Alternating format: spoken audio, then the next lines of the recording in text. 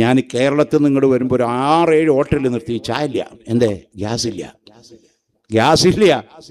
സുബ്ഹാനല്ലാഹ്. Hormuz കടലിടുക്കിലൂടെ ഇറാന്റെ ഔദാര്യമില്ലെങ്കിൽ ഭാരതത്തിൽ ഗ്യാസും പെട്രോളും വരില്ല. ലോകത്തെ സ്തംഭിപ്പിച്ചു കളയാൻ ഇറാന് സാധിക്കുമെന്നതിന്റെ ഏറ്റവും വലിയ തെളിവാണ് ഈ കണ്ടുകൊണ്ടിരിക്കുന്നത്. ചില ആളുകളൊക്കെ ട്രോളി, അത് സൗദി അറേബ്യയിൽ 2 മിസൈൽ പൊട്ടിയ, അത് ഖത്തറിൽ എന്തെങ്കിലും ഒരു ഓലപ്പടക്കം പൊട്ടിച്ച, അത് കുവൈറ്റിൽ എന്തെങ്കിലും ഒരു വാണം വിട്ടാൽ ഞങ്ങൾ ഇന്ത്യയിൽ ഒന്നും സംഭവിക്കില്ല എന്ന് പ്രസംഗിച്ചു വിട്ടവരുണ്ട്. അവരാണ് അറിയേണ്ടത്. ഒരു ചെറിയ ഗ്യാസിന്റെ ക്ഷാമം വന്നപ്പോൾ ഹോട്ടലുകൾ അടച്ചുപൂട്ടുകയാണ് ഭാരതത്തില്.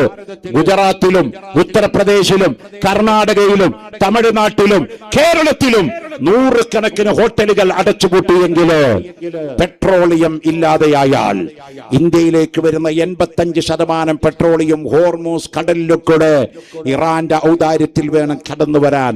അമേരിക്ക വയ്യാപ്പുണ്ടായിട്ട് കാര്യമില്ല, ഇസ്രയേൽ മുത്തപ്പൻ ഉണ്ടായിട്ട് കാര്യമില്ല. ഒരു തുള്ളി എണ്ണ ഇവിടെ കിട്ടണോ? ഇറാന്റെ ഔദാര്യം വേണോ? ഗൾഫ് നാടുകളിൽ ഈ വഴിയിലൂടെ ഇവിടെ കടന്നു വരണോ? ഗൾഫ് നാടുകളുടെ എണ്ണയില്ലെങ്കിൽ ഇവിടുത്തെ സ്തംഭിപ്പിക്കും. ഇവിടുത്തെ ലോറി ഓടില്ല, ഇവിടുത്തെ കാർ ഓടില്ല, ഇവിടുത്തെ വിമാനം പറക്കില്ല, ഇവിടുത്തെ കച്ചവടം നടക്കില്ല.